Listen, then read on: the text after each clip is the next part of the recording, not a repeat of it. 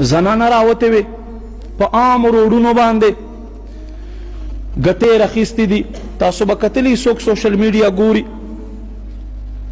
میرا جسم میری مرضی او ستا بستره به ګرموه زه به داسې کوم زه به داسې کوم. دا د څه شي اسلامي ملک دی؟ صرف د نوم اسلامي ملک دی.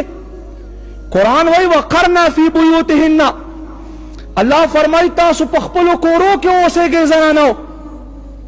الله او الله رسول له حکم نه تجاوز کول او بیا دا ویل چې الله ته واوره زه ازادي غواړم ما ته به ازادي راکړه، ای رسوله ته واوره ما ته به ازادي راکړه زه ازادي غواړم.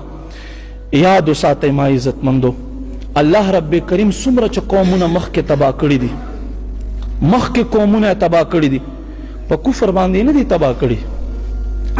کفر خو اوس هم خلق کوي، شرک خو اوس هم خلق کوي. الله رب کریم چې څومره قومونه تباه کړي په کفر او په شرک نه دي تباه کړي. قرآن اوچت کوي، وګورئ قوم صالح وګورئ، قوم لوط وګورئ، قوم شعیب وګورئ. الله دا قومونه په څه باندې هلاک کړل؟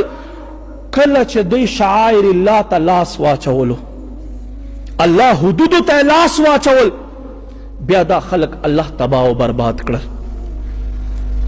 دا خلق الله تباه و برباد کړل.